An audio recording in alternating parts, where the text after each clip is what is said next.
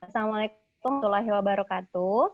Salam sejahtera, Om Swastiastu, Namo Buddhaya. Halo kawan-kawan semua, semoga kita semua dalam keadaan sehat di tengah pandemi kali ini. Terima kasih kepada kawan-kawan yang telah bergabung pada webinar kali ini. Perkenalkan, nama saya Gita Alvernita dari Japan Rhino Expedition. Sebelum saya memulai webinar kali ini, mungkin saya akan menjelaskan sedikit apa itu Japan Rhino Expedition. Japan Rhino Expedition adalah proyek kampanye penyadar tahuan yang menargetkan masyarakat awam terkait dunia konservasi badak Jawa melalui upaya pendokumentasian badak Jawa dan masyarakat lokal di sekitar Taman Nasional Ujung Kulon. Tema kegiatan kita adalah Surviving in Silence, di mana proyek ini diharapkan dapat menjadi jembatan dalam penyuaraan kondisi badak Jawa dan masyarakat di desa penyangga dahulu dan sekarang. Sebagai peringatan setahun dari dimulainya JRE, kami melaksanakan acara virtual berupa webinar seri tematik yang mengupas isu badak Jawa dan masyarakat lokal Taman Nasional Ujung Kulon, beserta proses penyusunan hasil kegiatan JRE sendiri seperti foto, video, dan buku jurnal fotografi. Sebelum memulai webinar kali ini, saya akan mengajak teman-teman untuk menonton bersama video singkat tentang Japan Rhino Expedition. Selamat menyaksikan. Oke, Assalamualaikum warahmatullahi wabarakatuh. Salam sejahtera. Om Swastiastu, Namo Buddhaya. Halo kawan-kawan semuanya. Semoga kita semua dalam keadaan sehat di tengah pandemi ini. Apalagi keadaan pandemi ini sekarang semakin mengkhawatirkan. Udah masuk ke klaster keluarga. Semoga kita semua bisa selalu dilindungi supaya kita bisa melewati pandemi ini dengan selamat. Amin ya rabbal alamin. Terima kasih kepada kawan-kawan yang sudah bergabung pada webinar kali ini. Sebelumnya saya memperkenalkan diri saya, nama saya Gita Alvernita, saya dari Japan Rhino Expedition.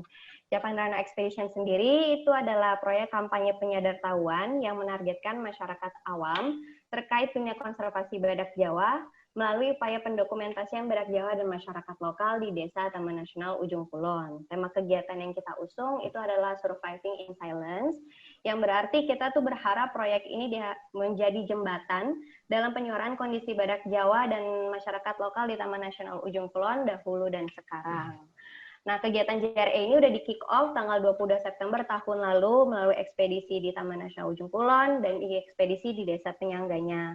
Serta juga dilakukan penyusunan hasil karya seperti misalnya buku jurnal.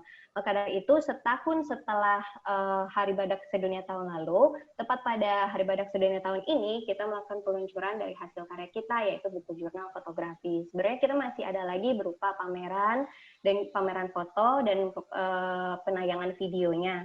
Akan tetapi karena adanya corona, jadi kita tunda dulu sampai pandeminya mungkin agak lebih aman, baru kita nanti kasih kabar lagi kapan pameran itu dilakukan.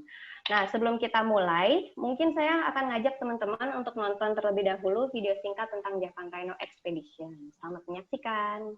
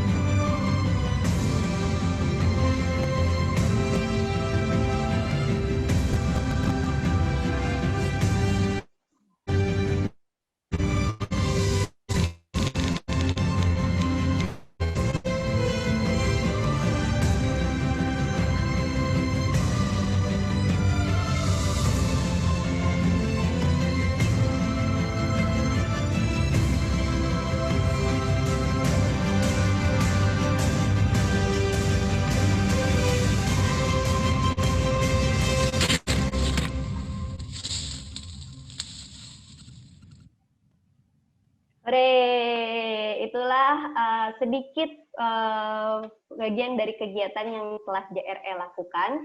Semoga secepatnya kita bisa luncurkan dan dikasih ke teman-teman juga, bisa ketemu di real, jangan di virtual seperti ini, supaya nanti gaungnya lebih kedengeran lagi. Nah, pada webinar kali ini kita akan berbicara tentang bagaimana mengkampanyekan nasib badak Jawa, menyuarakan nasib badak Jawa melalui kata. Nah, ini akan dipandu oleh saya dan diperkaya oleh narasumber kita yang telah hadir hari ini. Saya mau menyapa Mas Rahmadi yang merupakan Senior Writer dan Editor Mongabai Indonesia. Assalamualaikum Mas, apa kabar Mas? Salam, kabar baik. Baik, kita baik, alhamdulillah.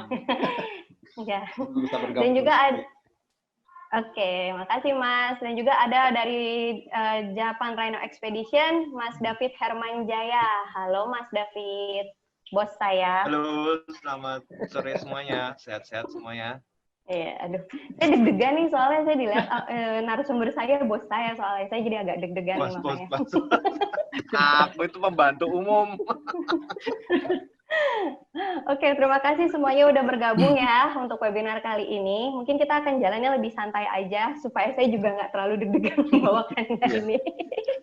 Oke, sesuai dengan tema webinar kali ini, kita akan ngajak rekan-rekan audiens untuk melihat seberapa pentingnya pemberitaan dan pemaparan isu konservasi alam dan satwa liar sebagai upaya dalam menggerakkan keingintahuan masyarakat tentang konservasi. Gimana sih upaya tersebut dapat membuat isu ini menjadi isu bersama dan bersifat inklusif, sehingga harapannya akan lebih banyak lagi gebrakan-gebrakan yang dilakukan oleh masyarakat untuk konservasi. Selain itu juga webinar ini akan mengupas proses penyusunan buku jurnal fotografi JRE yang sudah dirilis tanggal 22 September lalu. Makanya nanti Mas David akan lebih banyak bercerita tentang proses penyusunannya tersebut. Sesi talk show akan berlangsung selama 2 jam, di mana kami akan membuka pertanyaan selama webinar berlangsung. Bagi kawan-kawan yang ingin bertanya, silakan memberikan pertanyaan di kolom Q&A. Bisa dituliskan nama, asalnya dari mana, lembaga apa, ditujukan kepada siapa pertanyaannya, dan tuliskan pertanyaannya. Lalu juga ada fitur raise hand. Mungkin nanti aku akan menggunakan fitur ini lebih banyak pada saat sesi tanya jawab ke narasumber dulu. Jadi nanti supaya lebih ini narasumber dulu aja yang akan memberikan bahan dan tanya jawabnya barengan aku dulu. Nanti baru dikasih kesempatan kepada pesertanya. Oke, mungkin selanjutnya kita masuk ke sesi utama, yaitu sesi tanya jawab dengan narasumber, yaitu Mas Rahmadi. Mas Rahmadi merupakan lulusan ilmu komunikasi. Ini aku bacain profilnya sedikit, aku dapat dari situsnya Mongabai. Jadi kalau ada yang salah mungkin nanti bisa diralat sama Mas Rahmadinya langsung. Mas Rahmadi merupakan senior writer dan editor dari Mongabai Indonesia. Dulu merupakan lulusan ilmu komunikasi dan juga pernah bekerja di sebuah lembaga swadaya masyarakat LSM Lingkungan sebagai peneliti dan media liaison sebelum bergabung dengan Mongabai. Selama 3 tahun terakhir, Mas Rahmadi ini mengcover liputan tentang badak di Indonesia. Maka mungkin nanti bisa Mas Rahmadi bisa share-share ke kita gimana sih cara dari kacamata jurnalistik bagaimana untuk menggaungkan lagi kampanye penyadaran tentang satwa liar terutama di badak Jawa itu sendiri. Lalu ada Mas David Hermanjaya, dia merupakan fotografer lepas yang fokus terhadap isu konservasi satwa alam dan sosial. Ini merupakan proyek ekspedisi ketiganya di badak Jawa dan keempatnya jika ditambah dengan badak Sumatera di Kalimantan. Ia adalah koordinator JRE yang memberikan arahan kepada tim penulis dalam penyusunan buku dari JRE ini sendiri. Nah, mungkin kita ke Mas Rahmadi. Mas Rahmadi mau ada bahan yang dipersiapkan atau bisa tanya jawab dulu? Boleh kita kasih gambaran sedikit tentang kondisi badak? Oke, ya. Silakan, Tata. Iya, terima kasih untuk teman-teman JRE. Selamat siang, Assalamualaikum warahmatullahi wabarakatuh. Suaranya terdengar ya? Suaranya terdengar ya? Wajah saya kelihatan ya? Jadi tadi ngobrol katanya kita ngobrolnya santai, karena ini temanya berat, jadi kita ngobrolnya santai, lepas, gitu Mbak Gita ya? Iya, siap Mas. Jadi ngobrolin badak sebenarnya saya senang banget gitu, karena beruntung bisa melihat badak walaupun badak Sumatera. Untuk badak Jawa, saya belum pernah ngelihat, karena waktu itu sampai ujung kulon, cuma sampai Balai Taman doang, setelah terjadi tsunami, setelah itu pulang lagi. Dan satu-satunya spesimen yang baru saya lihat itu ya di Kebun Raya Bogor ya, gitu ya Bang David ya, spesimennya gitu, gede lumayan. Iya. Gitu. Dan itu juga membuat saya bangga sekali. Akhirnya saya bisa melihat badak itu walaupun di dalam kaca.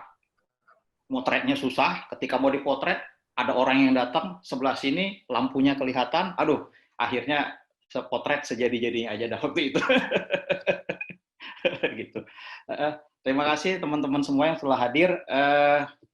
Saya Rahmadi dari Mongabai Indonesia. Di Mongabai sendiri sebenarnya kita nggak hanya spesies, nggak hanya khusus untuk liputan badak ya, ada satwa-satwa lainnya, satwa-satwa terancam punah lainnya seperti harimau, gajah, orangutan, dan termasuk badak ini yang semuanya masuk dalam critically endangered atau kritis. Tapi untuk badak ini spesial karena kita dari dulu memang sejak Mongabai Indonesia itu hadir 2012. Jadi sejak 2014 kita sudah intens memberitakan soal badak itu karena kita melihat bahwa badak ini merupakan satu dari beberapa jenis satwa yang keterancaman punahnya itu sangat cepat sekali gitu. Oke, sebelum kita berlanjut ke pembicaraan berikutnya, saya ingin mengatakan bahwa kenapa sih kita peduli badak gitu ya? Kenapa sih peduli badak? Ada apa sih dengan badak? Dan bagaimana kehidupan badak itu sendiri? Dan sejauh ini di Indonesia itu ada berapa jenis badak sih? Nah, itu yang harus kita perhatikan dulu sebelum kita melangkah lebih jauh. Karena seperti yang kita ketahui, menulis badak itu sama sulitnya dengan mencari badak itu sendiri gitu. Gitu ya, nanti Kak David akan menjelaskan lebih lanjut gitu. Karena awal-awal juga saya bingung gitu. Ini badak cuman dilihat fotonya. Ketika kita cari di mana lokasinya, entah di mana gitu, di hutan gitu kan. Terus yang kedua ketika kita cari narasumbernya juga susah, orang-orang tertentu juga gitu. Ketika kita lihat cari penelitian, ternyata penelitian itu juga hanya terbatas gitu. Di alhasil ya kita bisa kreatif ya, istilahnya kreatif. Kami sebagai jurnalis harus kreatif menulis badak itu seperti apa. Ya, pintar-pintar kita sendiri. Yang penting tulisan itu harus bagus dan apa yang ingin disampaikannya itu ke publik itu tercapai. Oke, berikutnya. Nah, sebelum kita masuk tentang badak, saya ingin mengatakan sedikit bahwa Mongabai Indonesia adalah situs berita lingkungan hidup ya. Nanti teman-teman silakan berkunjung ke www.mongabai.co.id. Di situ banyak cerita. Kalau di Indonesia itu Mongabai Indonesia. Kita bagian dari mongabai.org. Ada Mongabai yang versi bahasa Inggris, mongabai.com, ada juga Mongabai Latam, dan ada juga kalau kita klik itu Filipina juga ada sekarang gitu. Yang bahasa Jepang juga ada. Silakan nanti lihat masuk. Mudah-mudahan memberi informasi yang terbaik ya. Nah, seperti yang saya sampaikan tadi bahwa kami meliput kisah-kisah lingkungan dari tokoh inspiratif, hutan keragaman hayati, perubahan iklim, polusi, hingga satwa liar terancam punah dan ilmiah populer sains tadi. Tadi sebelum kita mulai acara tadi kita sempat ngobrol ya bahwa bagaimana dengan masyarakat yang peduli dengan badak, apakah itu bisa kita liput kalau di Mongabai? Bisa kita liput. Yang penting nilai beritanya itu ada ya gitu. Jadi artinya memang masyarakat yang sudah tahunan situ ikut berjuang, misalnya dengan melakukan pengamanan atau juga di lain sisi mereka bisa di ujung kulon, misalnya di ujung kulon ada masyarakat yang membuat kerajinan, dari kerajinan itu bisa menghasilkan souvenir, dari manfaat badak itu bisa memberi kehidupan dari mereka, itu bisa gitu. Itu bisa kita angkat. Itu contoh kecil, dan tokoh-tokoh inspiratif lainnya. Satu hal yang pasti dapat kita katakan bahwa seluruh satwa-satwa liar di Indonesia sejauh ini kita angkat ceritanya, kita cover semua berita-beritanya, dan kita sajikan dengan cara yang kita katakan ilmiah populer gitu. Dan sejauh ini dapat kita katakan bahwa Mongabay Indonesia sudah memiliki sekitar 60 jurnalis di 23 provinsi. Satu hal yang pasti, kami sangat terbuka kepada rekan-rekan semua bagi yang ingin mengirimkan tulisan. Tadi seperti Mbak Tata tanya, boleh nggak ngirim tulisan ke Mongabay? Boleh.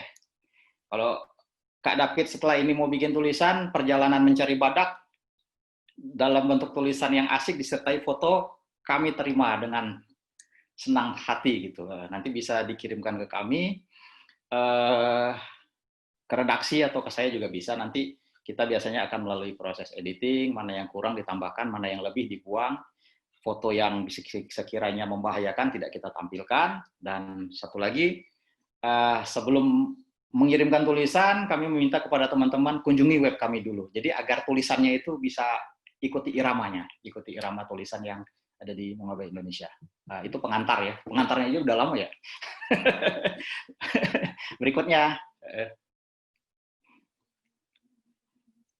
Nah, ini yang kita katakan tadi. Di seluruh dunia itu ada 5 jenis badak. 5 jenis badak ya. Ini badak India, badak India. Mudah-mudahan sewaktu-waktu nanti kita yang hadir di sini bisa melihat langsung ya badak India ini. Badak India ini namanya juga badak India, pasti ya di India ya. Hidupnya di savana India, Nepal dan Bhutan, bercula 1. Populasinya 3.600 individu. Nah, statusnya rentan ya. Nah, dulu badak ini pernah jumlahnya hingga 100 individu akibat perburuan. Jadi pernah jumlah individu ini mengalami penurunan hingga 100 individu ya perburuan. Tapi sekarang kondisinya naik seiring ya perbaikan segala aturan ya, dan juga aturan yang tegas terutama untuk menghadang pemburu itu sendiri gitu. Ini badak yang pertama adalah badak India. Berikutnya. Nah, ini yang kedua badak hitam. Badak hitam. Nah, badak hitam ini adanya di benua Afrika. Benua Afrika bercula 2. Statusnya kritis juga. Sama-sama terancam karena apa? Karena juga pemburu. Kalau di India tadi kita lihat gara-gara perburuan, yang ini juga gara-gara perburuan. Hanya jumlahnya lebih banyak ya, 5.600 individu dan hidup di alam liar itu. Dan sekali lagi mudah-mudahan kita yang hadir di sini ada kesempatan untuk melihat badak hitam ini secara langsung ya. Terus yang ketiga, lanjut. Nah, ini yang ketiga adalah badak putih. Badak putih adalah badak yang berada di benua Afrika juga, terutama Afrika Selatan ya. Dia bercula 2 dan populasinya lebih dari 18.000 individu. Mungkin kalau teman-teman pernah ke, bukan mungkin ya, teman-teman yang pernah ke Taman Safari, ketika lihat itu ada badak tuh, itu ada badak tuh.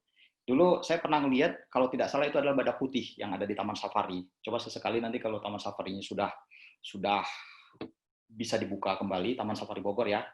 Nah, lihat itu ada dulu waktu saya pernah ke Taman Safari, saya pernah lihat ada beberapa individu badak sana, dan itu badak putih ya. Badak putih jumlahnya 18.000 individu dan statusnya sekarang mendekati terancam. Lagi-lagi kenapa? Akibat perburuan. Nah, jadi dapat kita katakan bahwa lagi-lagi perburuan itu sangat mengancam kondisi badak putih. Selanjutnya. Nah, ini yang kita bicarakan hari ini, badak Jawa ya, badak Jawa. Kalau tadi kita lihat populasi badak India, badak putih, badak hitam, jumlahnya sampai ribuan, bagaimana dengan badak Jawa? Badak Jawa terakhir jumlahnya 74 individu. Alhamdulillah kondisinya terus menaik ya, terus naik dari tahun ke tahun. Kemarin sebelumnya 68, terus naik 72, dan sekarang naik 74. Ini suatu kabar yang sangat menggembirakan sekali bagi kita.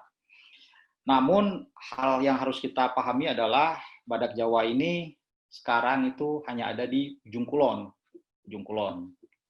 Dulu badak Jawa ini tersebar sampai jauh. Terakhir di Vietnam. Di Vietnam itu badak Jawa ada, tapi mati akibat pemburu tahun 2010. Jadi dapat dipastikan bahwa badak Jawa hanya dapat kita temukan di Ujung Kulon dan jumlahnya 74 individu. Statusnya bagaimana? Statusnya kritis. Statusnya kritis. Populasinya ini ya itu tadi hanya ada di Ujung Kulon. Bagaimana dengan ancaman lainnya? Ya tentu saja ada ancaman yang harus diwaspadai. Seperti kita ingat kemarin di akhir 2018 ya terjadi Krakatau ya, letusan Krakatau. Terus tsunami, waktu itu kita juga sempat berpikir selain masyarakat yang jadi terdampak akibat bencana itu, bagaimana dengan badaknya? Wah, waktu itu sedikit cerita ya, karena ini kita dalam liputan juga kita bingung waktu itu. Wah, ini bagaimana liputannya? Akhirnya kita tanya sana-sini, akhirnya kita sempat ketanya kepala balai, Bapak bagaimana kondisi badaknya? Alhamdulillah semua sehat, yang gitu-gitu. Jadi sebenarnya ancaman tsunami ini adalah yang sangat ditakuti sekali. Yang kedua adalah ancaman dari tanaman langka. Sebenarnya kita ketahui bahwa kondisi pakannya ya, kondisi pakan yang ada di sana kan bersaing terus dengan tanaman langka. Jadi ini memang yang sedang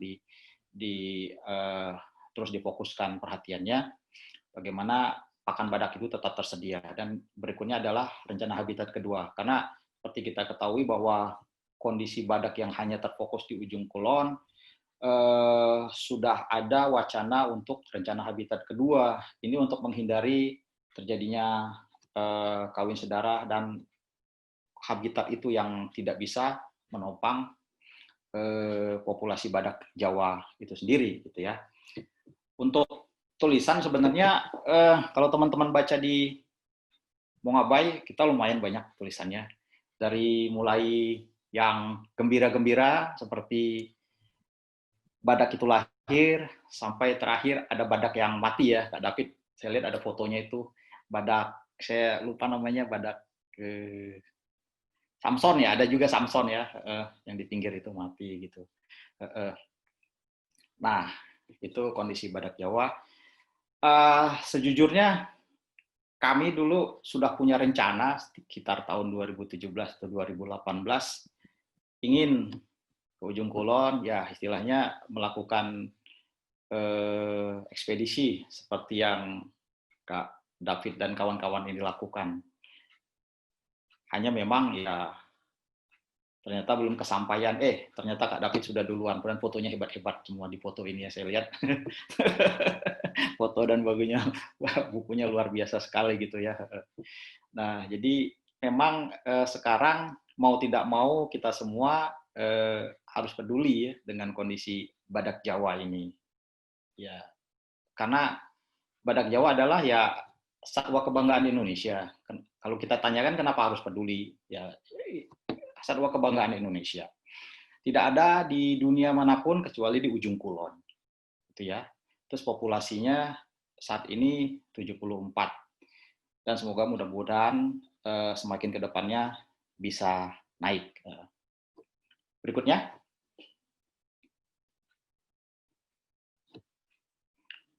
Nah, ini adalah badak kelima.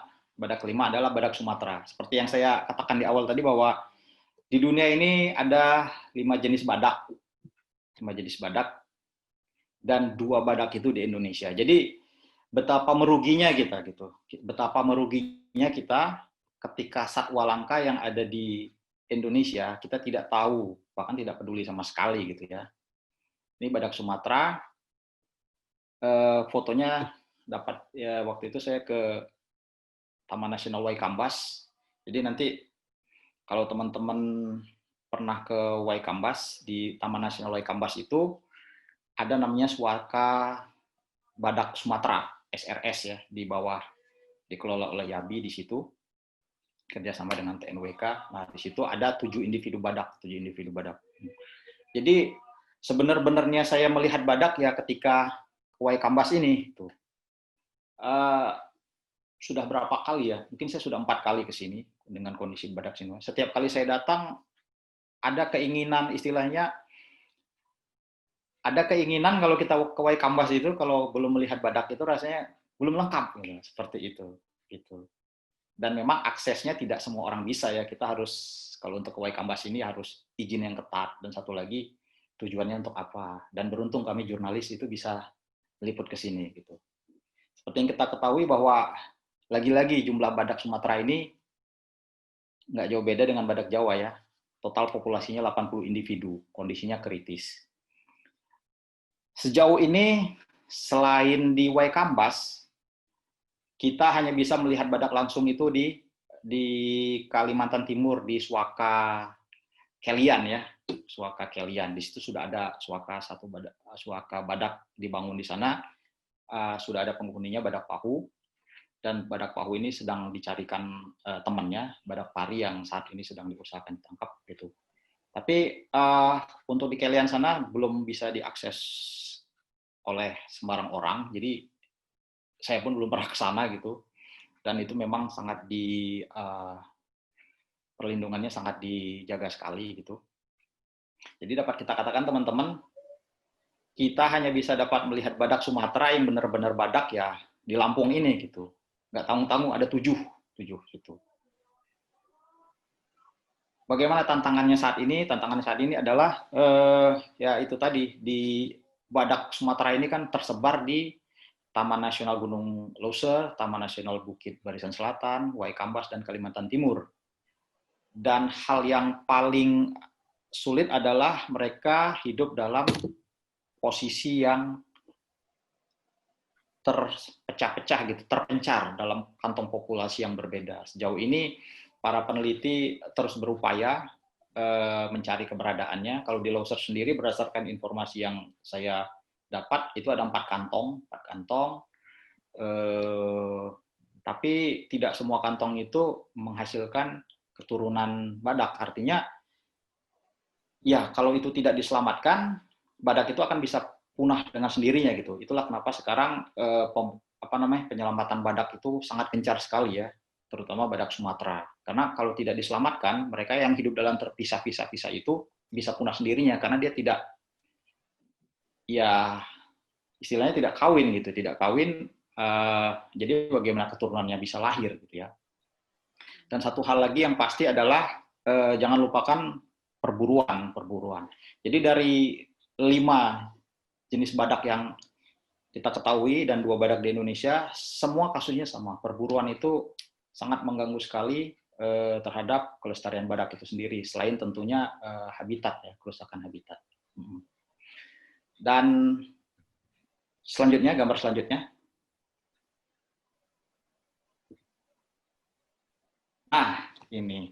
Jadi ini saya kalau melihat foto ini sangat tergugah sekali gitu. Ini bukan aneh-aneh. Ini yang dimandiin ini badak loh gitu. Badak ini. Saya pernah bertanya sama pawangnya, sama kipernya, istilah kipernya, Pak, kalau badaknya lagi nggak mood, dimandiin, ditendang gimana Pak? Ya bisa patah rusuk saya gitu. Tuh, jadi Anda bayangin, badak ini kan, badak Sumatera ini badak paling kecil, tapi beratnya itu sekitar ya 700 kilo lah, 700 kilogram. Mungkin ya ibaratnya kalau kita ngelihat mobil kayak mobil paling kecil lah, mobil Agya atau seperti apa gitu, atau mobil terbuka ya gitu. Tapi di tangan kiper ini badak itu jadi manis seperti itu kan. Itu artinya bahwa manusia memiliki kemampuan luar biasa. Dan satu hal pasti adalah di Suakarino ini badak itu memang diperhatikan betul kesehatannya, semua perkembangannya, dan mudah-mudahan bisa menghasilkan keturunan badak yang baru gitu. Untuk melihat tulisan-tulisan yang ada, teman-teman bisa melihat ke Web Mongabai Indonesia ya. Jadi waktu itu saya ngelihat kipernya ini, begitu badaknya datang, jadi kipernya datang. Ya nggak tahu bahasanya seperti apa. Duduk. Tidur. Saya juga bingung. Terus badaknya tidur. Terus saya tanya, Pak itu diapain? Ya dibersihin, dimandiin. Jadi kuku-kukunya dibersihin. Jadi manicure, pedicure seperti itu ya.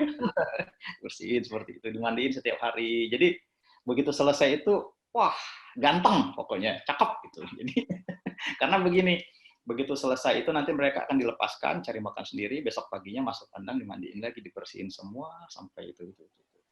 Begitu gitu. Jadi luar biasa sekali. Saya waktu itu salut ya ke sana itu ngelihat, waduh luar biasa sekali kipernya itu. Saya punya cerita menarik begini. Pernah tanya saya sama kiper ini, Pak ada satu kiper tapi bukan yang ini, namanya Pak Goce gitu di sana. Tulisannya sudah saya bikin. Dia sudah 19 tahun jadi kiper gitu. Pak, saya tanya, Pak, Bapak bagaimana awal mula jadi perawat badak istilahnya kan? Ya otodidak aja gitu. Nah, yang harus kita acungi jempol orang Indonesia itu otodidak aja bisa gitu. Otodidak aja bisa merawat badak. Maksudnya gimana? Waktu tahun 96 itu kan SRS dibangun, tidak ada ya boro-boro internet ya, TV juga masih TVRI kali ya. Jadi saya tanya, Bapak tahu badak? Nggak tahu, saya bilang. Ya mungkin kayak gajah lah gitu. Oh, jadi terus Bapak gimana? Ya nggak tahu, saya datang aja. Jadi begitu badaknya datang, dia kaget. Karena masa-masa tahun 96 itu ya internet tidak ada, jadi tidak ada begitu-begitu. Jadi otodidak dia belajar bisa merawat badak seperti ini dan badak-badaknya bisa dibeginiin begitu. Jadi artinya memang ya luar biasa sekali pengorbanannya. Satu hal yang pasti adalah ketika kita bicara badak, kita jangan lupakan individu badak itu sendiri, tapi kita juga harus mengingat habitat yang ada dan orang-orang masyarakat di sekitar kita, dan juga kita selaku jurnalis ataupun peneliti itu semua kita mempunyai kontribusi yang sama untuk menyelamatkan badak itu sendiri. Jadi berbicara masalah penyelamatan badak Jawa, badak Sumatera, ya artinya semua kita harus punya kepedulian dan kepedulian dan keyakinan yang sama bahwa badak itu harus kita selamatkan, tentunya dengan kemampuan dan keahlian kita masing-masing ya. Begitu. Selanjutnya gambar terakhir. Nah, ini fakta-fakta badak Sumatera. Saya lebih agak ke badak Sumatera karena nanti Kak David yang menjelaskan badak Jawanya banyak. Nanti kalau saya ngomong badak Jawa, kata Kak David, apa lu? Ngelihat badak juga belum, ngomongin badak. Badak Jawa. Bagi tugas gitu ya, Mas ya? Ya, biar Kak David yang ngomong sendiri. Kak David udah ketemu ya, Mas ya? Ya, udah ketemu badak Sumatera. Satu hal yang pasti jangan kita lupakan bahwa badak Sumatera itu hanya ada di Indonesia. Terakhir, badak Sumatera yang ada di Malaysia itu di Penangkaran juga, di Sabah itu udah punah. Jadi, kalau kita bicara badak Jawa itu hanya ada di Ujung Kulon, badak Sumatera itu hanya di Indonesia, di Lauser, BBS, TNWK, dan satu lagi di Kalimantan Timur. Itu hal yang menurut saya penting, kenapa kita harus peduli dengan badak. Jadi mulai sekarang, siapapun kita, marilah kita bangga dengan istilahnya satwa liar yang asli Indonesia gitu. Endemis, bukan? Ya bisa endemis atau satwa terancam punah yang ada di Indonesia. Paling gampang adalah yaitu tadi badak Jawa, badak Sumatera, harimau Sumatera, gajah Sumatera, orangutan Sumatera. Jadi jangan sampai kita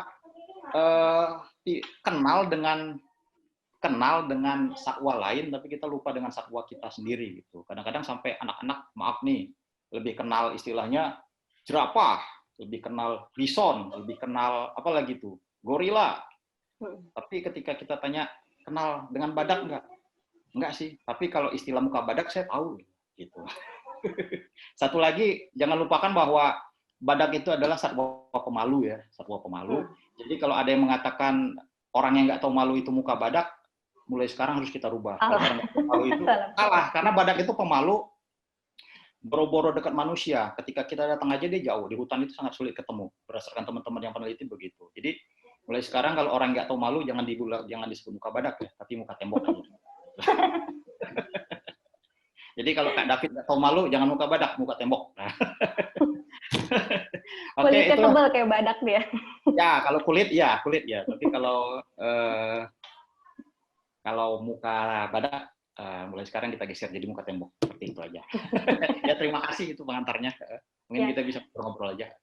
Ya. Terima kasih Mas Rahmadi atas penjelasannya tentang apa yang sudah latar belakang badak di Indonesia tuh kayak bagaimana dan juga Mongabay sendiri bagaimana.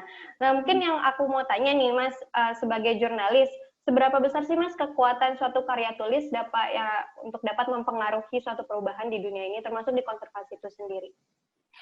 Ya, kalau kita bicara perubahan, tentu kita harus ingat waktu ya. Jadi segala perubahan itu tidak bisa ujuk-ujuk gitu, tidak bisa ujuk-ujuk. Kita aja dulu ketika lahir bayi remaja, dewasa, gitu. Sama juga ketika kita ingin menghadapkan suatu perubahan, kita tidak bisa langsung ketika gua nulis badak nih, pokoknya gua nggak mau tahu, lu harus baca, lu harus paham, lu harus ngerti, kalau perlu lu harus kampanye kemana-mana, selamatkan badak, selamatkan badak, selamatkan badak gitu kan. Jadi satu hal yang kami yakini bahwa adalah Mongabay Indonesia itu selalu menekankan informasi yang istilahnya yang akurat, dan satu lagi unsur pendidikannya itu lebih cepat, istilahnya unsur pendidikannya itu lebih dalam gitu ya. Jadi seperti kita ketahui bahwa fungsi media itu kan ada sebagai informasi, sebagai pendidik, satu lagi sebagai hiburan ya gitu. Dan yang kami tekankan adalah informasi yang mendidik sekaligus mencerahkan untuk kita semua itu harus kita berikan.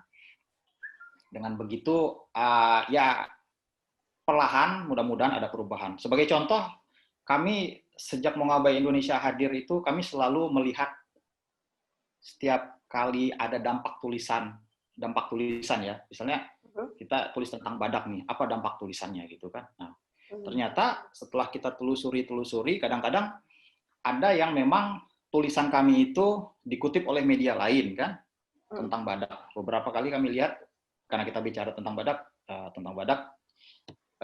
kita fokus ke badak, beberapa kali tulisan kami ada yang dikutip di media lain, diberitakan. Itu kan suatu, ya senang lah gitu. Artinya ketika kita nulis, ada tulisan kita yang ngutip, ya tetap ya dengan menyebutkan sumbernya itu, kita senang dong. Ketimbang tulisannya kita yang nulis, kita yang upload, kita yang baca sendiri kan, artinya kan acara dari saya untuk saya dong kan gitu.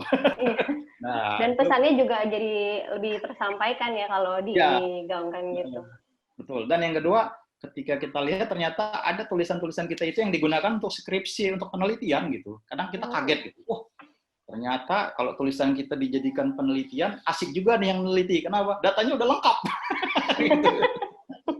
Jadi untuk bikin pengantar, untuk bikin ini udah ada gitu kan. Pengantar sama istilahnya tinjauan pustaka itu udah ada gitu. Tinggal cari analisis. Dan satu hal lagi, kadang-kadang tulisan kami itu dijadikan informasi untuk, ya bisa jadi gakum ya. Gakum itu menindaklanjuti. Penegakan hukum. Tulisan kami menindaklanjuti ketika kita bicara di sini ada istilahnya ada temuan jerat. Nah, gakum itu sana. Biasanya beberapa jurnalis kami, nggak perlu saya sebutkan namanya ya, dihubungi teman-teman gakum, bisa informasi di sini, gini, ya kami lanjuti. Seperti itu.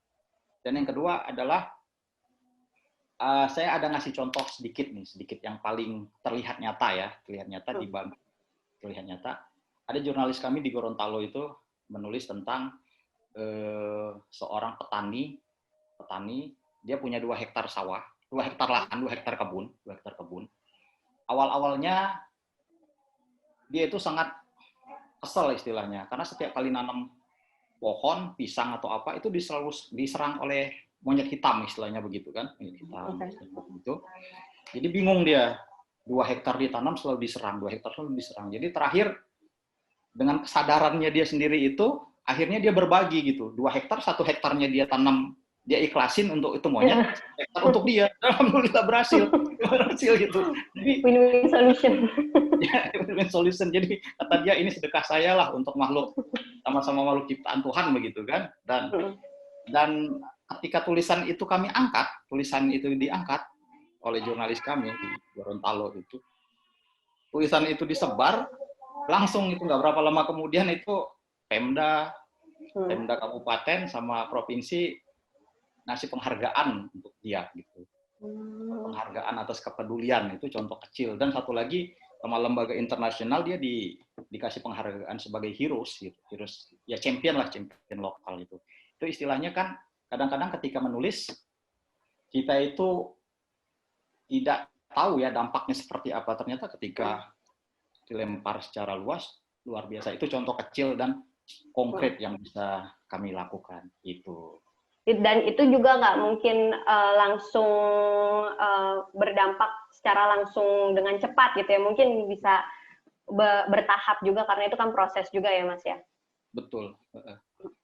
Lalu Mas, ini tadi disebutkan kalau misalnya dalam penulisan badak itu termasuk susah ya Mas ya.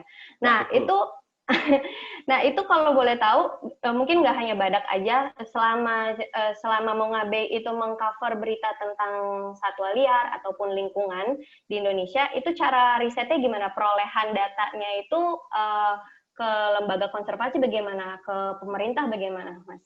Dan termasuk transparan nggak sih, Mas, data yang didapatkan itu sebenarnya? Iya, jadi memang ketika nulis badak ini memang awal-awalnya itu apa namanya, ya jujur aja sih. Kalau kami di jurnalis itu biasanya ya segala isu itu ya minimal tahu gitu. Dan khusus badak waktu itu saya juga bingung ini gini seperti apa. Ya untung itu. Jadi buku panduan awal saya itu tuh ada buku teknik konservasi badak tuh, yang hijau itu terbitan itu. Nah, itu sangat membantu sekali karena dari situ saya nelusuri dari awal ini apa sih badak itu, badak itu seperti makhluk apa sih gitu, kok saya cari literaturnya susah nggak ada gitu. Dan itu awal mulanya di situ kita cari literaturnya. Oh artinya ketika kita mau menulis sesuatu itu nggak mau badak ataupun harimau atau apa ya kita harus paham dulu gitu. Artinya kita harus paham ini kita mau nulis apa sih gitu kan. Nah ketika sudah tahu oh badak, nah, misalnya udah tahu nih badak apa sih, badak Jawa. Nah, lalu kita cari apa sih masalahnya selama ini terjadi. Oh ternyata banyak masalah tentang badak Jawa, habitatnya, terus lagi apa namanya, terus satu lagi kondisi apa namanya individunya seperti itu. Nah dari situ ya pelan-pelan sabar. Setelah dapat infonya riset dulu. Risetnya Google aja dulu yang paling gampang ya, gampang dan murah. Setelah itu kalau saya sih biasanya begitu, bahan saya kumpulin dulu, masalahnya dulu dikumpulin dulu, terus dapat literaturnya apa, ketemu, baru setelah itu saya cari narasumbernya. Istilahnya begini, saya dari Cibinong mau ke Bogor. Nah, misalnya gini ya, paling gampang, saya mau ke Cibinong, saya dari Cibinong mau ke Bogor. Mau ngapain sih, gitu kan? Oh, saya mau beli laptop. Nah, laptop adanya di mana sih? Oh, di mall ini. Ya itu. Jadi kita harus tahu dari awal itu harus kita udah netapkan sesuatu itu. Jadi dari sini ke sini mau ngapain gitu kan. Nah, itu juga berak sama. Jadi ketika itu udah dapat, baru kita tanya ke ahli-ahli konservasi badak itu sendiri. Akhirnya kita konfirmasi ke pemerintah. Jadi istilahnya kalau dalam jurnalis itu kalau mau pergi itu harus ada bekal gitu. Kalau tentara punya bekal senjata, kalau jurnalis itu udah ada bekalnya itu, ide-idenya, pengetahuan itu udah ada. Jadi jangan sampai ditanya itu, jangan sampai di lokasi nanya, Bapak mau nanya apa? Saya juga bingung Pak mau nanya apa gitu kan. Gitu. Gitu. Terus Mas, kalau misalnya, ini kan Mas Rahmadi kan nge-cover isu badak udah 3 tahun katanya ya Mas ya. Nah, yang Mas Rahmadi lihat itu isu-isu konservasi badak dari 3 tahun yang lalu sampai sekarang itu udah banyak berubah atau masih itu-itu aja Mas? Ya, namanya kita terus meng-cover, kita akan terus. Memang kalau untuk masalah ya akan selalu ada dan isunya memang nggak, apa namanya, isunya ada dan ya kalau kita lihat masalahnya masih belum jauh dari masalah semula seperti yang saya jelaskan di slide tadi ya. Tapi semakin ke sini memang yang kita sangat senang adalah kepedulian kita pada badak ya, badak Jawa, badak Sumatera. Kita bicara badak yang ada di Indonesia ya, badak Jawa dan Sumatera itu makin meningkat gitu. Badak Jawa kami itu senang tahun ini David sama tim ada acara ya. JRE bisa bikin buku tenang gitu. Karena biasanya kita bingung tiap tahun itu kalau peringatan itu apa gitu kan. Sebelumnya kita tuh suka bikin kalau memperingati hari-hari apa itu kita cuman paling sering terlihat adalah Save Rhino, Save Tiger. Perayaan gitu, kan? aja gitu ya. Perayaan aja kita keliling-keliling. paling maksudnya kita selama ini kan terjebak dengan itu aja kan. Selamatkan satwa kita, keliling, selamatkan ini. Nah, setelah itu selesai acara, udah gitu. Tapi apa nih? Dan yang tahu biasanya hanya kita-kita aja begitu kan. Tapi semakin kesini, biasa kan itu aja. Kita yang demo, kita yang denger, kita yang motret gitu kan. Kita yang nulis. Pokoknya acara dari radio dari kita dari Anda untuk Anda kan dan kembali ke Anda gitu kan. Lu lagi gitu kan. Dan semakin kesini memang ya kita senang gitu. Salah satunya ini. Terus kemarin di peringatan-peringatan di Waikambas juga sudah ada tanaman pakan badak. Saya nanya ke masyarakat sekitar, kemarin saya telepon, ada masyarakat sekitar Taman Nasional itu yang nanam pakan badak gitu kan. Saya tanya, kenapa Mas? Dia dari Pok Darwis ya, kelompok sadar wisata itu, tapi yang nanam pakan badak di sana. Kenapa Mas mau istilahnya Mas itu mau peduli dengan badak gitu kan?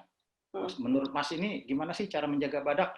Ya, jawabannya gampang, simpel gitu. Mas, kita menjaga badak itu nggak harus jagain badaknya dengan kita nanam pakan badak, dengan kita menjaga kawasan kita ini tidak terbakar, dengan kita mengajak masyarakat untuk peduli tanaman badak, itu merupakan salah satu hal yang bisa kita lakukan.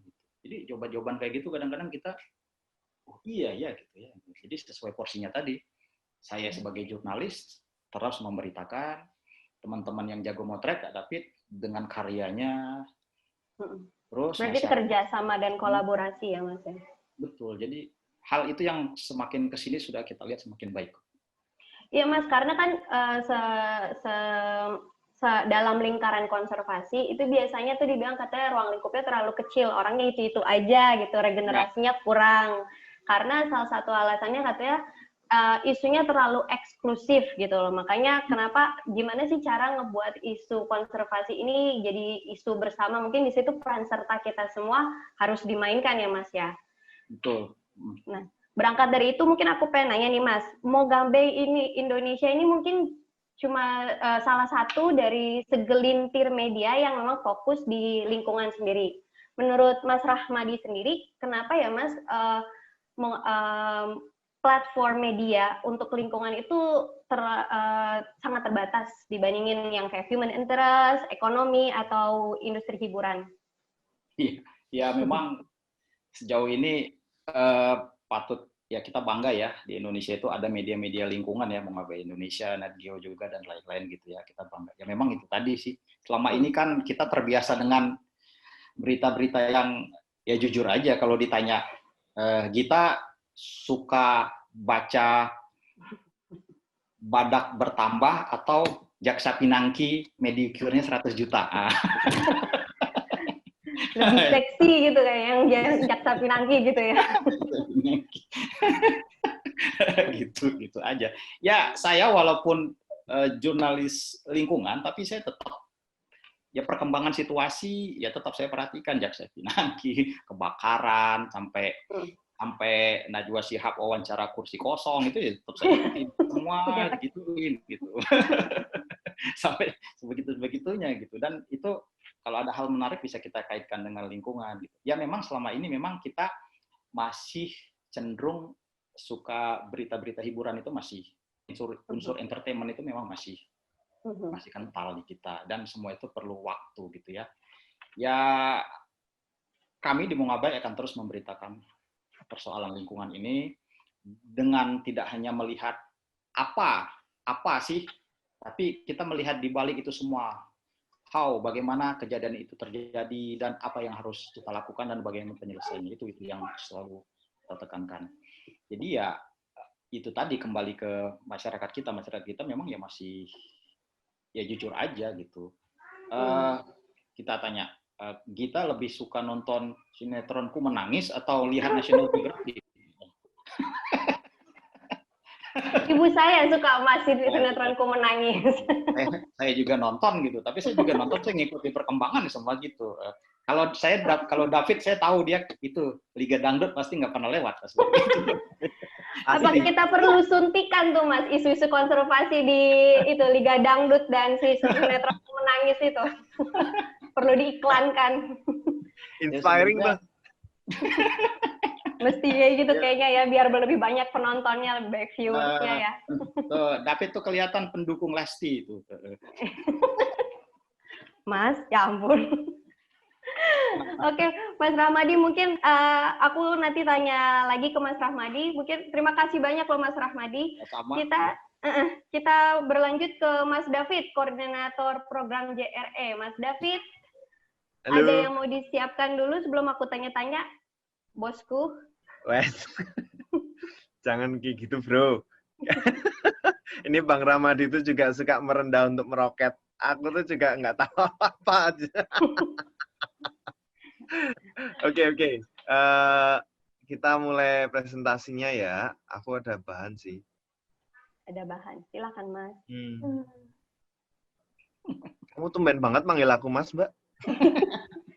Ya, silakan, Bos. Oke, ini di sini santai aja ya, ngobrol-ngobrol santai lah ya, nggak usah terlalu serius. Oke. Nah, Javan Rhino Expedition mungkin bisa saya ulang lagi ya, karena memang Javan Rhino Expedition merupakan sebuah kegiatan ekspedisi untuk menyuarakan konservasi badak Jawa di Taman Nasional Ujung Kulon. Nah, kegiatan ini tahun 2020 di tanggal 22 September akhirnya kita mengeluarkan salah satu output kita, yaitu buku foto jurnal perjalanan badak Jawa di Taman Nasional Ujung Kulon. Kebetulan kita melakukan kegiatan 15 hari di hutan dan 15 hari di desa.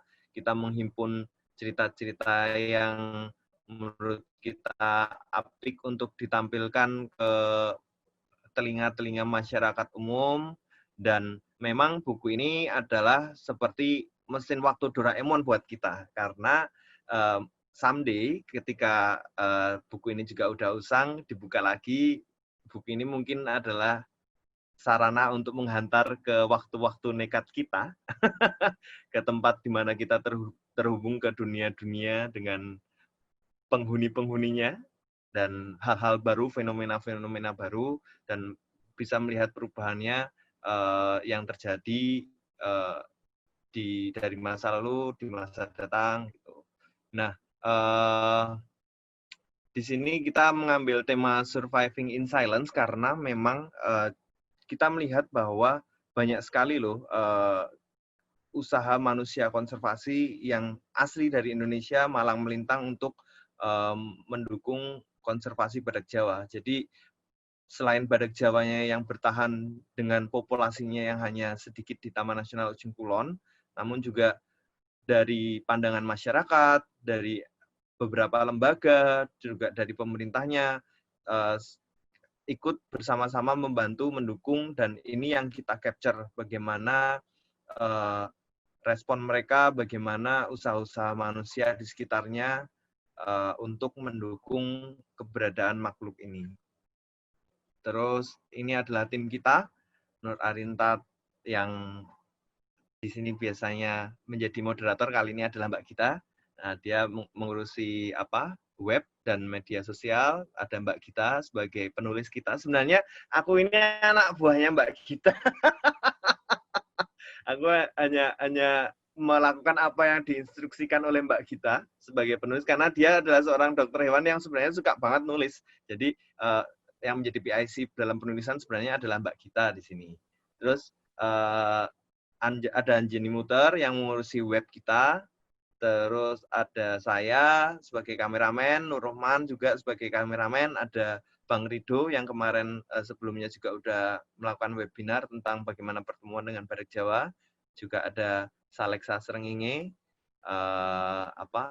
kameramen kita juga di lapangan. Jadi orang lapangannya ada 4 orang gitu. Yang cewek-cewek langsung mengontrol dari pusat Jakarta. Nah, kebetulan kita mau melakukan seperti yang tadi sudah disebutkan, kebetulan kita mau melakukan pameran di tanggal 22 September kemarin rencananya, cuman karena ada PSBB yang ada di Jakarta, jadi kita mundurkan dulu, kita berkompromi dulu dengan waktu yang sangat fleksibel ini. Ditunggu aja, semoga kita dapat menghadirkan cerita-cerita dan gambar-gambar visual yang cukup mengganggu ya untuk menggerakkan aksi kita mendukung kegiatan konservasi badak Jawa di Indonesia. Nah, treatmentnya gimana sih penulisan untuk buku Badak Jawa itu sendiri, buku Javan Rhino Expedition Surviving in Silence? Kebetulan kita diberi tugas oleh Mbak Gita untuk menulis jurnal harian. Nah, jurnal harian ini kita harus menulis tiap hari. Memang cukup membosankan ya, awal-awal enek-enek juga gitu. Kita nggak bawa buku secara tulis manual gitu, kita pakai handphone atau pakai laptop masing-masing. Kebetulan kita juga bawa genset di lapangan, jadi bisa ngecas baterai. Kita nulis tiap hari tuh, kalau nggak siang, malam, pokoknya kita harus nulis.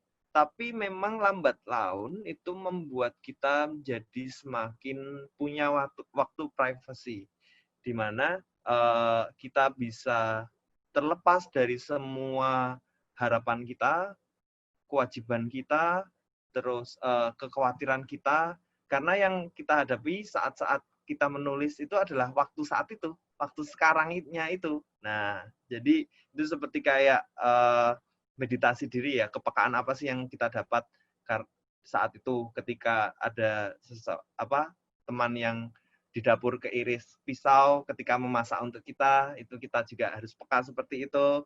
Terus mereka membantu, terus bagaimana kita semua kecapean membangun parit di muara untuk membuang air agar tidak terlalu tinggi, agar bisa melihat lintasan badak Jawa.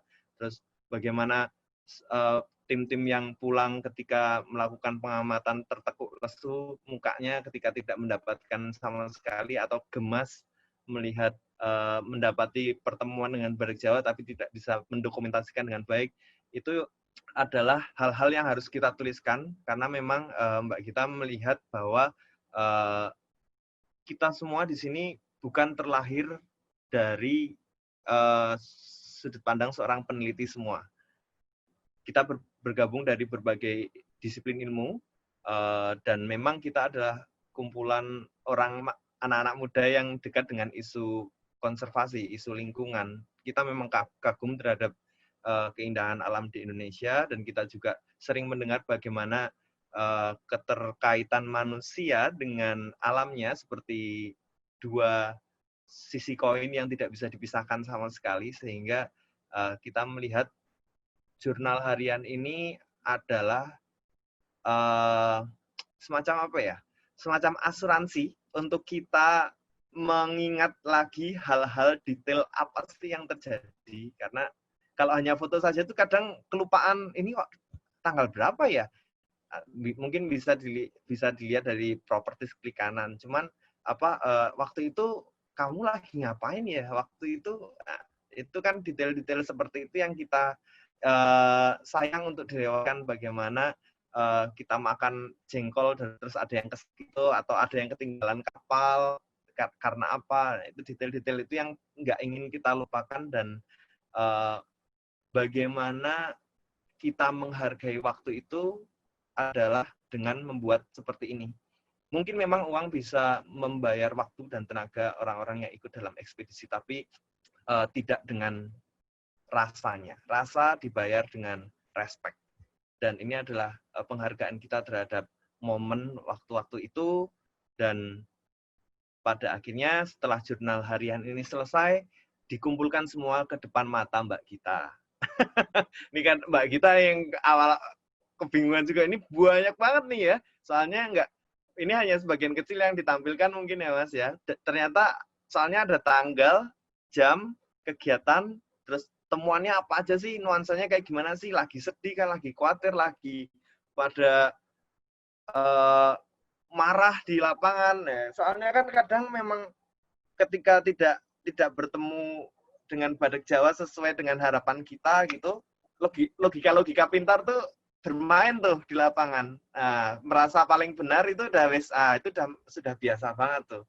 Nah, jadi di situ juga ditunjukin juga bagaimana dalam buku ini kita ada konflik juga, kita membangun obrolan diskusi tiap malam bersama teman-teman untuk kalau misalnya kayak gini, pertemuan juga belum ada, kita istirahat dulu sehari, nggak usah masuk ke tempat pengamatan sama sekali, kita nggak usah masuk ke rumah pohon ataupun ke sungai, istirahat santai di pantai. Nah, tuh ada kegiatan kayak gitu juga tuh, karena memang 5 hari pertama tuh memang mungkin kita bisa menghabiskan memori sampai 500 GB gitu.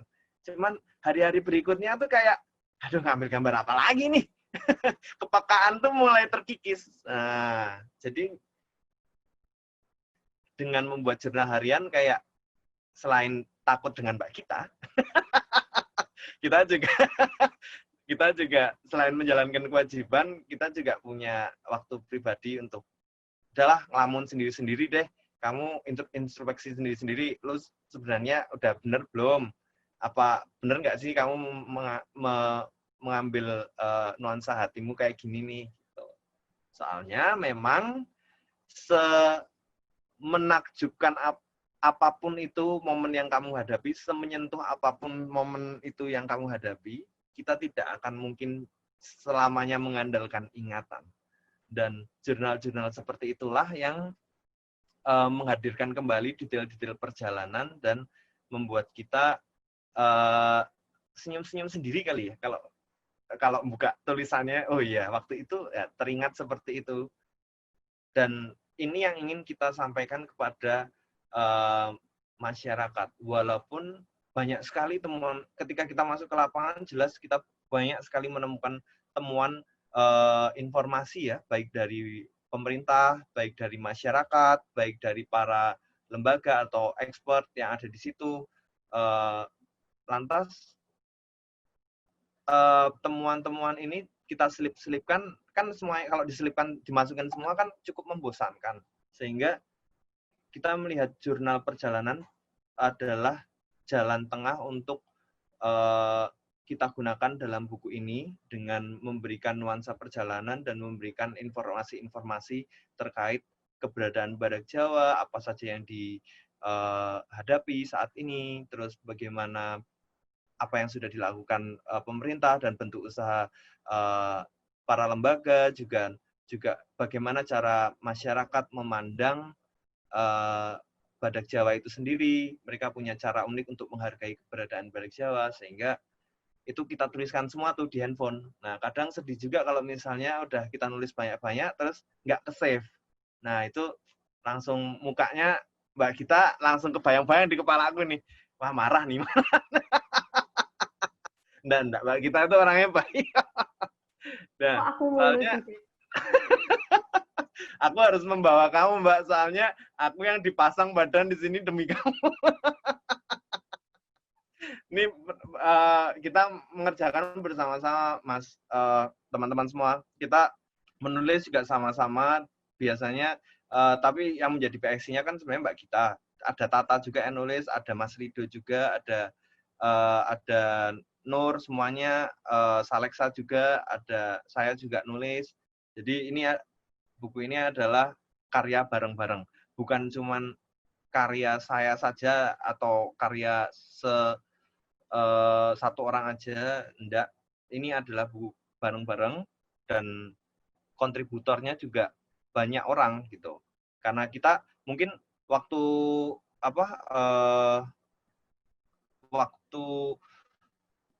ada momen-momen yang tidak bisa kita dapatkan ketika kita hadir ke lapangan hanya dengan waktu 15 hari. Jadi misalnya momen sunset yang paling apik tuh didapatkan sama fotografer lain loh, tapi tetap di ujung kulon. Boleh enggak ya kita join nih, masukin fotomu, terus kita nanti menuliskan namamu dan memberikan buku seperti itu. Jadi ini adalah ketika kita melakukan penulisan, pada ngelamun sendiri-sendiri, pada bingung sendiri-sendiri mukanya, memang agak berantakan ya. Memang ini adalah gubuk derita. Di mana kita, ini kan deket banget sama yang namanya pantai, Bang. Jadi kita tuh kayak setiap hari harus ngelapin dari debu karena angin pantai, lembab pantai, terus waktu itu kita juga setiap hari harus nulis, handphone kadang belum hidup karena genset baru nyala jam 6 sore. Jadi kita juga harus berupaya untuk terus mengingat tugas dari Mbak Gita. Nah, ini adalah pembagian buku beberapa chapter yang kita susun di buku Javan Rhino Expedition. Di sini kita membaginya menjadi 9. Jadi apa aja sih dari 9 itu? Di sini ada Find the Legend ketika kita mulai perjalanan, terus apa aja yang kita temukan, terus juga ada Ways, bagaimana cara kita, metode apa aja sih yang kita lakukan untuk bertemu dengan badak Jawa, dan bagaimana masyarakat mempunyai pengetahuan untuk sharing ke kita, apa aja yang mereka sharing, dan time sensitive adalah bagaimana kita membuat buku ini lebih personal dengan memasukkan time sensitive adalah bagian di mana kita ngedown, bagian di mana kita harus dibombong lagi sama kepala tim ekspedisi kita. Waktu itu adalah Abah Iwan Podol, lokal champion dari masyarakat Desa Ujung Kulon. Kebetulan dia bisa masak dan menyatukan kita dengan masakannya, dengan sambal jahanamnya. Terus ada mitos, the myth, ketika kita berkunjung ke masyarakat, bagaimana masyarakat mempunyai cara pandangnya sendiri, mempunyai caranya sendiri untuk menghargai, dan badak ini harus dijaga loh, karena salah satunya dia adalah wujud dari orang tua kita yang menjaga hutan dan menjaga hidup kita. Kalau nggak ada badak, Ujung Kulon pasti panas. Nah, karena apa? Karena badak kan suka berkubang. Nah, mungkin karena korelasinya adalah dengan adanya badak yang suka berkubang, pasti ada air, ada kehidupan seperti itu. Mungkin ini cocokologi ya, cuman itulah logika dan kepercayaan masyarakat lokal, kearifan masyarakat lokal menghargai badak Jawa. Bagaimana cerita-cerita itu diturunkan ke anak, dan anak-anak sangat suka mendengarkan itu dan menghargai keberadaan badak Jawa di sebelah rumahnya. Dan sebenarnya kita kebetulan kita ketemu dengan pemburu, mantan pemburu di Desa Penyangga Ujung Kulon. Kita ngobrolin bagaimana sih dulu pemesanan itu seperti apa sih pemesanan sulap badak, terus gimana sih metodenya, dan ternyata memang salah satu metode yang kita gunakan yaitu rumah pohon adalah salah satu metode dari para pemburu zaman dahulu untuk melakukan pengamatan dan mengambil satwa buruannya. Gitu. Nah itu kita banyak ngobrol di situ, dan ada unseen assassin, bagaimana ternyata tuh ada juga loh ancaman yang tidak terlihat selama ini. Kan kita melihatnya ancaman eksternal aja, seperti Krakatau yang meletus terus mengakibatkan tsunami, keberadaan tanaman langkap yang cukup invasif dan menduduki 70% daratan Taman Nasional Ujung Kulon. Ternyata badak Jawa sendiri punya bom waktu sendiri di dalam dirinya masing-masing, karena sudah mengalami kerusakan atau keanekaragaman DNA yang tidak terlalu banyak gitu, karena sudah inbreeding atau kawin sedara, sehingga banyak ditemukan badak Jawa yang cacat, sehingga bom waktu itu sudah berdetik, dan tinggal bagaimana nih para peneliti dan para pemegang kebijakan seperti pemerintah mengatur kebijakannya untuk menyelamatkan satwa ini. Terus ada hopes di sini, bagaimana pandangan-pandangan masyarakat yang kita temukan terhadap badak Jawa, terus para ahli yang statement yang mereka keluarkan ketika kita wawancara mereka, kita capture di sini untuk meratakan semua, dari ahli sampai masyarakat lokal, dari pemerintahan sampai hanya orang yang traveling suka masuk ke lapangan, kita satukan di sini untuk apa sih quote mereka untuk badak Jawa seperti itu. Terus ada domestika, ketika kita bertemu dengan Badak Jawa, bagaimana proses kita bertemu dan antusiasmenya, bagaimana kita deg-degannya dan mengendalikan tangan agar tangan tidak gemetar bertemu dengan Badak Jawa, dan terakhir adalah epistles atau surat untuk pembaca dari kita, para tim Javan Rhino Expedition untuk kepada audiens. Jadi kita memang balik lagi ke tadi, kita ingin informatif tapi juga personal di sini untuk membawa pesan konservasi ini lebih romantis ke mata masyarakat. Gitu. Bagaimana Mbak Gita waktu itu sedang mengandung dan akhirnya sekarang udah punya anak, dia menuliskan untuk anaknya itu sangat romantis sih. Bagaimana kita berjuang untuk mengadakan buku ini, membuat proyek ini terus berjalan. Kita mempertahankan semangat kita dengan kesibukan kita masing-masing. Jelas kita adalah pekerja yang punya kegiatan lain ya selain mengurusi kegiatan Javan Rhino Expedition. Cuman ini kan tanggung jawab kita. Kita sudah masuk ke dunia konservasi Badak Jawa seperti ini. Kita harus selesaikan. Kita harus membuat proyek ini terus gerak sampai pada nanti pameran, dan harapannya adalah informasi tentang penjagaan Badak Jawa ini akan tersebar luas ke telinga masyarakat Indonesia dulu deh, nggak usah jauh-jauh. Tapi harapannya juga ke internasional, seperti itu. Gitu aja dari saya untuk presentasi bagaimana penyusunan buku dan penulisan di buku Javan Rhino Expedition Surviving in Silence. Kembalikan ke Mbak Gita. Berarti Fit, ini kan pendekatannya personal itu maksudnya supaya bisa meng-engage pembaca berarti ya di sini ya? Iya. Jadi ini juga bisa dibilang sebagai upaya membuat isu ini jadi isu bersama gitu ya. Jadi informatif dan juga ya secara ajakan lah ya, ini termasuk sebenarnya ya ke teman-teman yang lain juga untuk bisa melakukan hal yang sama ataupun kontribusi hal yang lainnya gitu ya. Yes, menjadi trigger sih Mbak. Memang sebenarnya tidak semuanya harus sama yang tadi disebutkan Mas Rahmadi ya. Tidak semuanya melindungi Badak Jawa terus harus megangin Badak Jawa di dalam hutan gitu. Tidak semuanya harus seperti itu. Tidak semuanya harus jadi polhut ataupun jadi anggota dari Balai Taman Nasional Ujung Kulon untuk menyelamatkan Badak Jawa.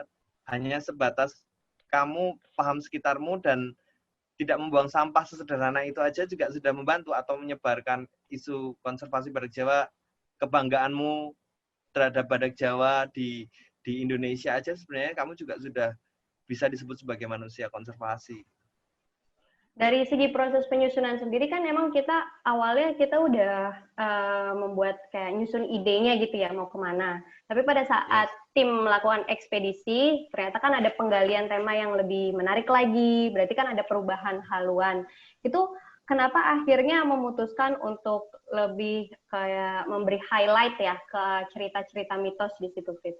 Apa menurut David sendiri kenapa itu? Ya, kita tidak tertutup dengan semua perubahan ya. Apapun itu ketika kita sudah cari di internet, ternyata banyak juga hal-hal yang kita bisa dapatkan di luar dari internet ketika kita masuk ke lapangan. Bagaimana keadaannya terus di lapangan, dan bagaimana informasi-informasi dari masyarakat memberitahukan kita, dan kita melihat itu cukup menarik. Kita jadikan sebagai bumbu pengharum dari proyek ini. Kita melihat bagaimana itu menjadi value juga untuk disebarluaskan ke telinga orang-orang di Indonesia, seperti itu. Jadi kita tidak menutup ini sih, tidak harus saklek ini, kita harus dapatnya kayak gini karena kita melihat dari internetnya seperti ini. Itu menurut aku tidak cukup fleksibel. Jadi terus misalnya ternyata ada hal-hal yang lebih menarik, kenapa tidak? Dan dalam proses penyusunan bukunya ini sendiri, itu berarti kurasi foto terlebih dahulu atau narasi dulu, kurasi foto mengikuti narasi berarti? Nah, kebetulan waktu itu saya sama Tata menyusun ceritanya dulu, narasinya dulu, bagaimana chapter-chapternya.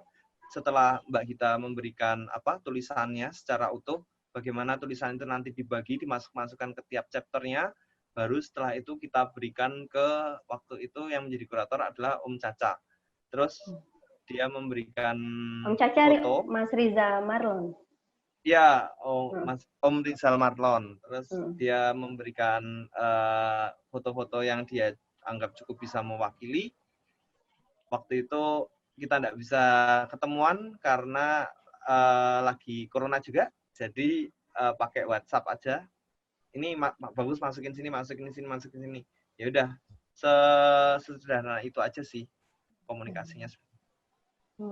Nah, Fit, mungkin sebelum aku ke sesi tanya jawab, kamu kan udah sering banget ya melakukan ekspedisi kayak ke Papua, ke Kalimantan, Sumatera, mungkin ya.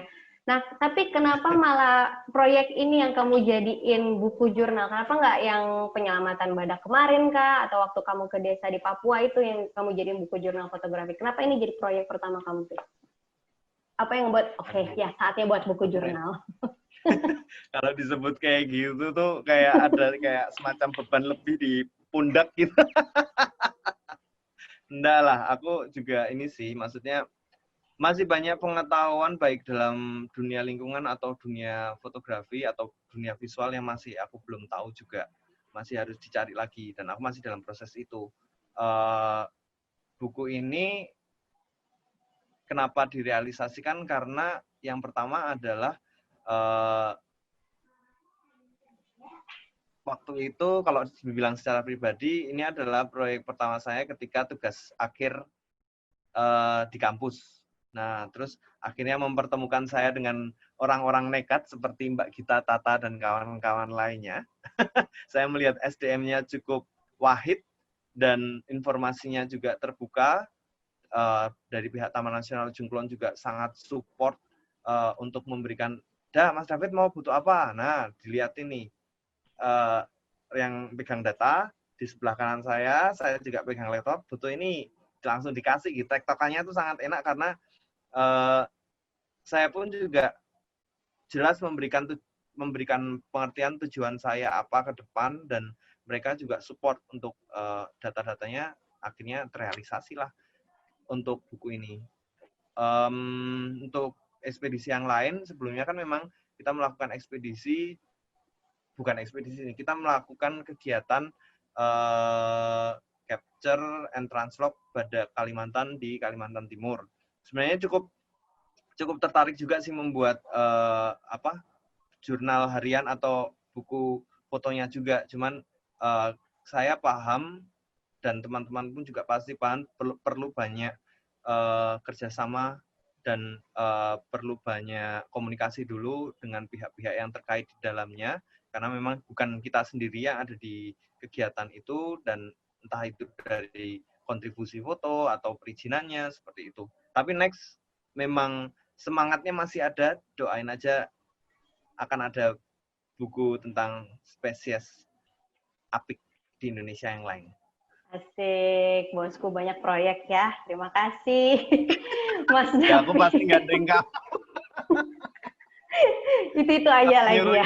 Aku. Ya, terima kasih Mas David. Sama kamu, Mbak. Ya, kita mungkin bisa masuk ke sesi tanya jawab. Ini udah ada beberapa pertanyaan yang masuk.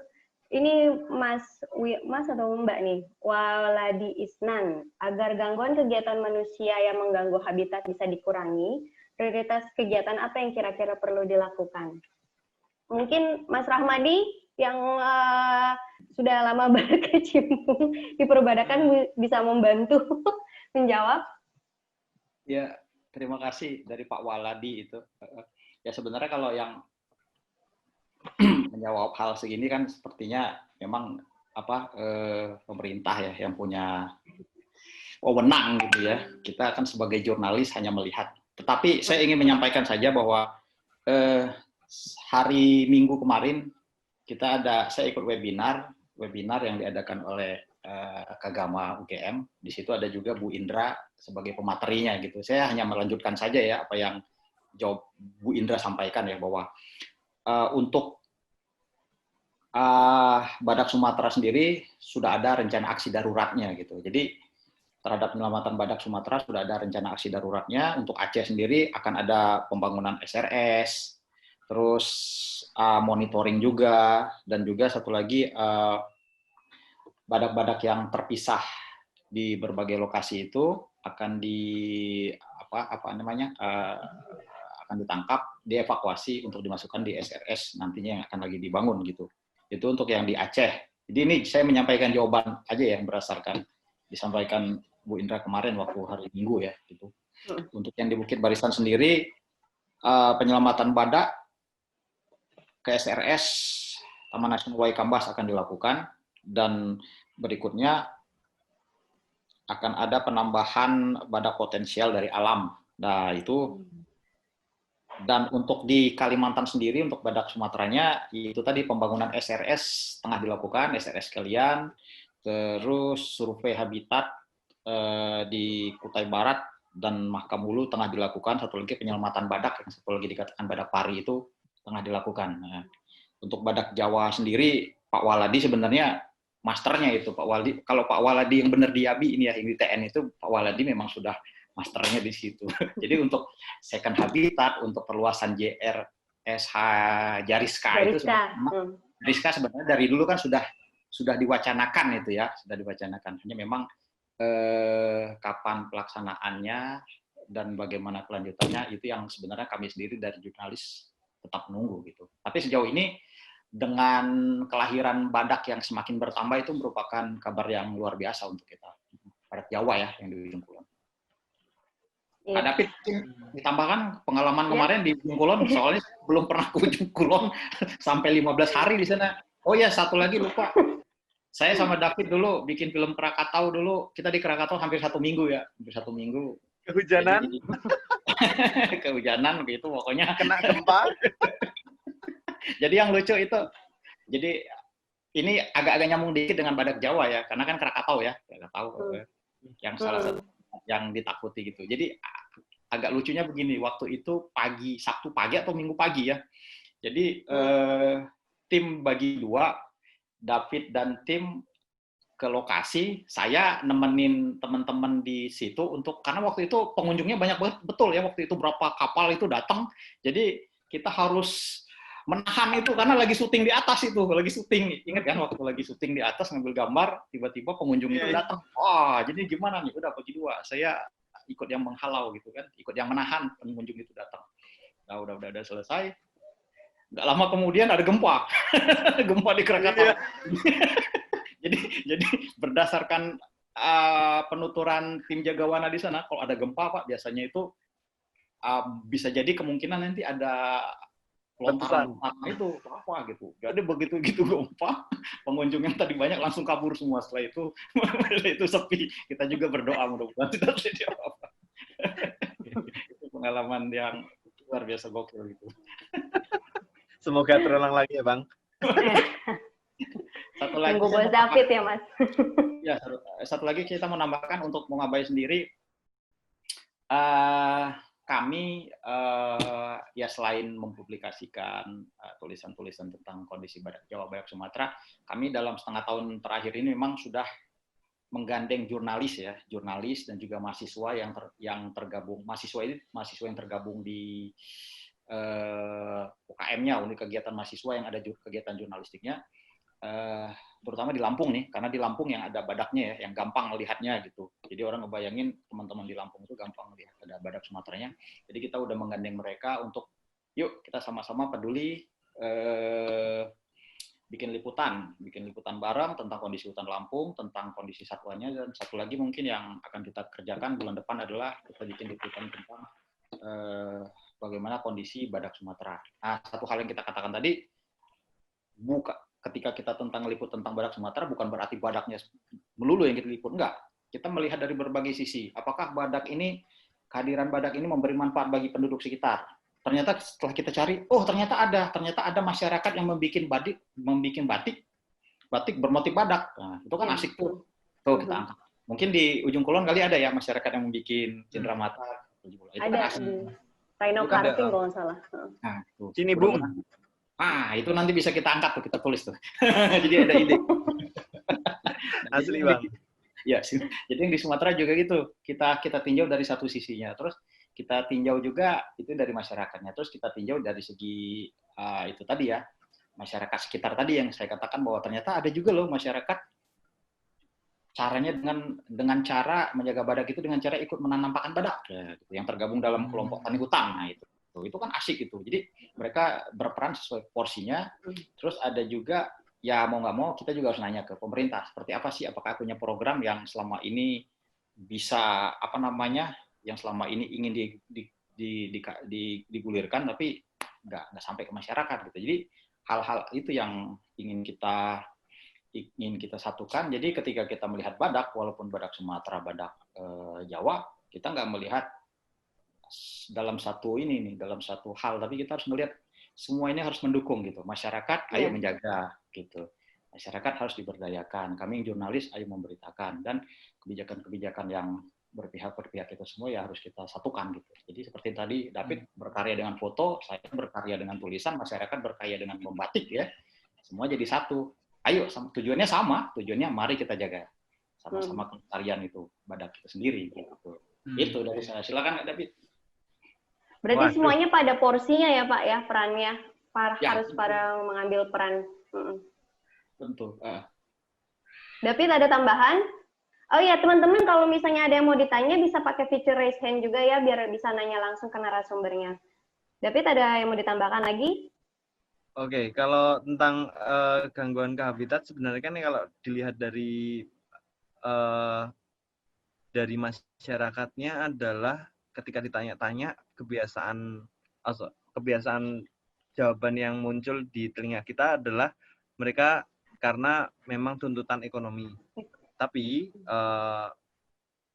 ada juga yang ngomong tentang saya hobi aja Mas, saya masuk hutan, saya ambil apa yang ada di hutan, saya merasa senang untuk makan sendiri atau untuk makan keluarga cukup.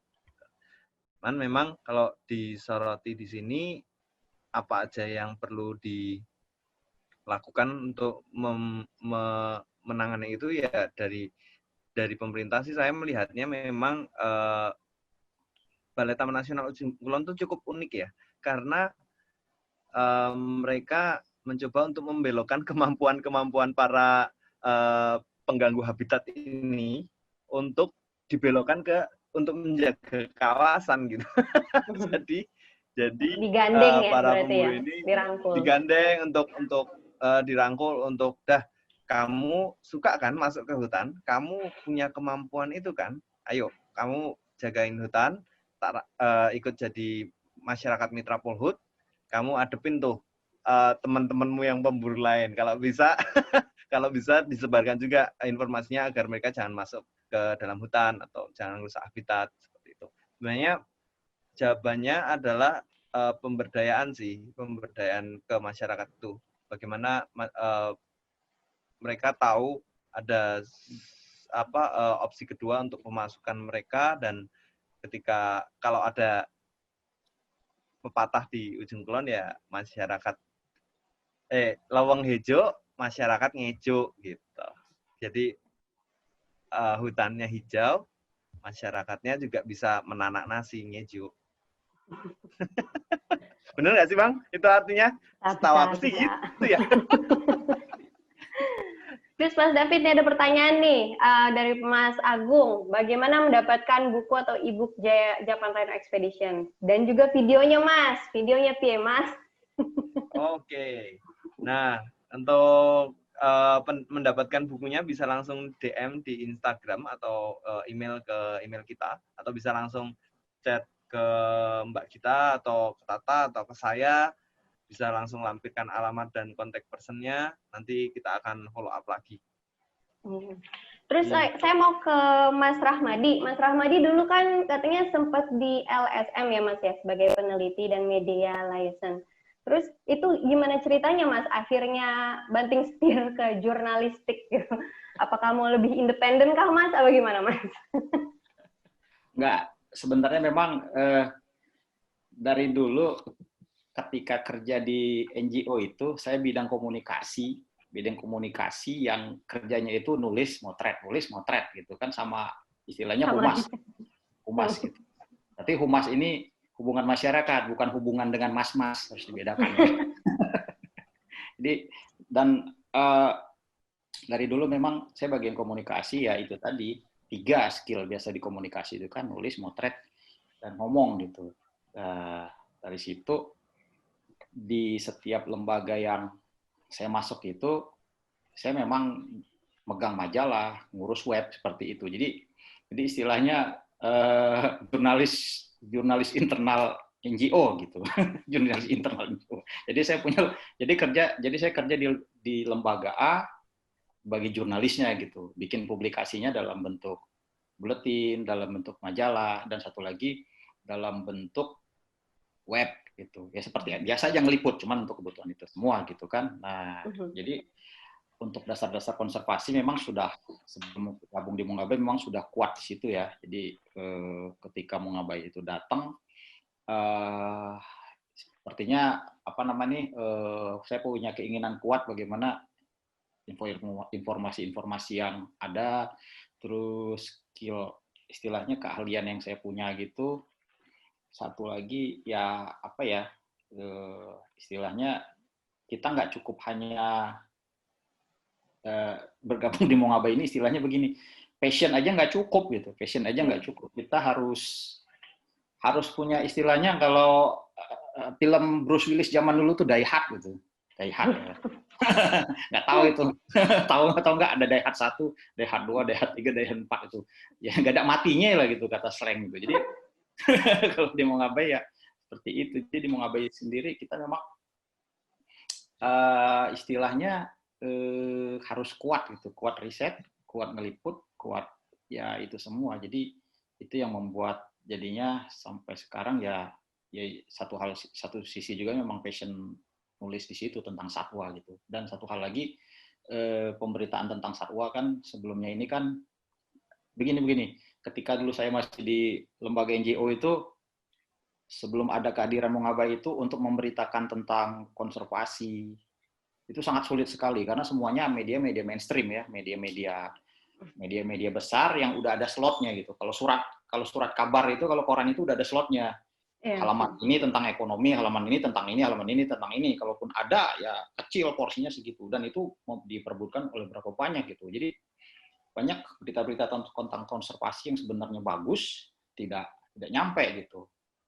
Ketika Mongabai datang, kayaknya ini angin segar untuk kita semua untuk konservasi di Indonesia. Pelan-pelan sampai sekarang alhamdulillah Mongabai bisa naik, dan kami juga selain jurnalis kami itu tadi, kami sangat terbuka sekali untuk teman-teman yang mau kirim tulisan, silakan kirim ke kami. Tentunya ya itu tadi tentang konservasi, dan kunjungi dulu webnya sebelum kirim tulisan ke Mongabai biar nggak tersesat nanti tulisannya istilahnya kalau kami editor itu Anda pusing saya juga pusing gitu, jadi harus ada ininya dulu istilahnya, kunjungi dulu webnya, lihat dulu tulisan, oh kayak gini, jadi kalaupun nanti tinggal ngedit nggak begitu ribet gitu begitu. Kalau dalam pemberitaan sendiri, Mas, kan tentang konservasi ini kan isunya banyak dipublikasiin secara ilmiah gitu ya, Mas ya. Nah, Mongabai juga melakukan pengcoveran jurnal ilmiah tersebut dalam bentuk tulisan yang pop untuk masyarakat luas atau enggak sih, Mas, sebenarnya? Ya, untuk tulisan ilmiah populer biasa. Kami selalu kita sih di tim biasanya selalu, misalnya ada temuan baru nih ya, tentang temuan baru gitu. Misalnya kayak kemarin ada kecoa raksasa, temuan LIPI gitu kan. Buat heboh beritanya tuh. Jadi kalau kami sendiri, kami harus clear dulu, jurnalnya harus keluar dulu itu. Satu prinsip dari kami, prinsipnya jurnal harus keluar dulu, baru kami berani memberitakan. Setelah jurnalnya itu keluar, udah dipublikasi resmi, baru kami wawancara ke LIPI biasanya, terus wawancara lain. Jadi kalau ada begini-begini, ini ilmiah ya, yang ilmiah ya, terkait jurnal ya. Jadi kalau jurnalnya belum keluar, kami nggak berani gitu. Karena kan kebenaran ilmiahnya itu harus dalam bentuk jurnal dulu, pengakuan ya. Setelah diakui, baru kita liput, ya kita liput, kita baca dulu teksnya, kita terjemahkan kan sesuai pembaca kita, terus setelah itu kita wawancara lagi penemunya, setelah wawancara kali penemunya ada, kita cari lagi data lainnya, data pendukungnya gitu. Jadi hingga akhirnya tulisan itu nggak hanya nerjemahin doang gitu, jadi kita tambah informasinya gitu, kayak misalnya ditemukan kodok baru gitu kan, kodok baru ditemukannya di mana, misalnya di Sumatera gitu kan. Nah, kita wawancara setelah jurnalnya kita tulis, kita wawancara penemunya, setelah itu kita cari lagi informasinya, sebenarnya jumlah kodok itu di Indonesia berapa sih, di dunia itu berapa sih, cari lagi jurnalnya gitu. Jadi kadang-kadang dalam satu tulisan itu, dalam satu hari ini, ya bisa jadi cuman nerjemahin doang, setelah itu besoknya baru nelpon, karena ya itu tadi memang seperti itu, kita butuh akurasi dan kedalaman isi. Iya, karena translasinya juga nggak boleh salah ya dalam menerjemahkannya itu ke artikel populer sendiri ya. Betul itu. Apalagi kalau teman-teman lihat jurnal, tulisannya kan, ngeri, ngejelimet banget. Baru baca abstrak saja sudah lumayan pusing. Saya bisa langsung ke conclusion, Pak. Saking pusingnya. Begitu. Nih ada pertanyaan lagi dari Sarah Megumi, Dear kakak-kakak, ini untuk Mongabe kali ya, dan JRE ya. Ingin bertanya, perburuan liar satwa badak apakah umumnya diperdagangkan di dalam negeri atau sampai keluar? Apakah tim JRE maupun Mongabe pernah melakukan investigasi alur perdagangan ilegal satwa liar? Terima kasih. Soalnya ini kan tadi kan sempat di-mention nih sama Mas Rahmadi kalau perburuan untuk badak di Indonesia masih bisa dibilang masih ada, kan? Ya. Dan David juga sempat cerita kalau dulu kalau salah satu narasumber kita untuk di buku ini mantan pemburu juga, makanya itu juga di-highlight juga di buku JRE. Bisa dijelaskan nggak tentang perburuan ini? Ya, untuk perburuan saya juga mengutip pendapat keterangan dari teman saya ya, saudara Rudi Putra dari FKL, waktu minggu lalu juga kita webinar ikutan, bahwa memang sebenarnya untuk badak sendiri saat ini yang banyak terlihat itu adalah jerat satwanya.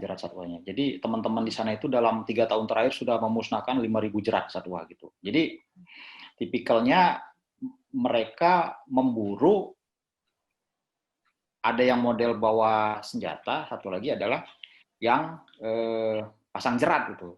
Jerat itu sampai dalam 3 tahun sudah 5.000 dimusnahkan gitu. Artinya memang perburuan itu tetap ada, hanya memang khusus badak itu agak sulit diketahui gitu. Data kami terakhir itu, catatan kami terakhir itu ada ya katakanlah oknum yang memperdagangkan cula badak itu di Sumatera Utara gitu. Oknum Sumatera Utara sudah divonis 2 tahun atau apa. Selebihnya tidak dapat gitu. Jadi memang badak itu dari segi badaknya sulit didapat, satu lagi mengungkap perburuan itu memang luar biasa sulit gitu. Hanya memang selama ini kalau kita katakan kenapa badak diburu? Karena ada anggapan cula badak itu bisa untuk istilahnya kalau lelaki itu obat kesehatan gitu, padahal setelah diteliti itu sama seperti kandungan ini ya, kandungan keratin di rambut itu. Dan kemana biasa diperdagangkan? Ya sejauh ini ya nggak jauh-jauh ke Cina dan Vietnam masih itu sendiri. Kalau perburuan di luar ada, kalau di kita juga ada, hanya memang mengungkapkannya dari teman-teman yang bekerja di situ memang sejauh ini sulit gitu diungkapkan karena jaringannya memang rapi gitu. Mereka sistemnya ada yang model sistem kekeluargaan, jadi misalnya nih bapak saya pemburu turun bawah gitu. Ada satu lagi yang model lepas gitu aja, ngerekrut orang gitu. Saya ngerekrut David, cari lu badak, nanti David gitu-gitu. Tapi kalau nanti ketangkep, udah tidak ada hubungan seperti itu. Gitu. Jadi ya berdasarkan keterangan teman-teman yang bekerja di situ memang dalam bentuk jerat ada, dan satu lagi sindikatnya itu memang luar biasa dibongkar gitu. Berarti sejauh ini dari LK-nya sendiri memang gakumnya untuk perburuan masih agak kurang ya, Mas ya? Jadi bilang gitu nggak? Kalau dibilang begini, pemburu itu sendiri juga lihai, modusnya beda-beda, seperti penyelundup narkoba kan, dari mulai dibawa dimasukkan ke dalam sendal, sampai dimasukin ke tumpukan pisang atau durian kalau kita lihat semua, dan itu juga sama. Kadang modusnya juga beda-beda gitu penyelundupan itu sendiri. Jadi biasanya sih yang suka ketangkap itu kan adalah kurir ya, kurir. Sementara bos besarnya itu tidak pernah dapat. Itu kenapa? Karena memang ya itu tadi, mengungkap perdagangan itu sangat sulit sekali. Jadi rata-rata masyarakat yang kurir-kurir itu yang kena, gitu sih. Yang kecil-kecilnya ya.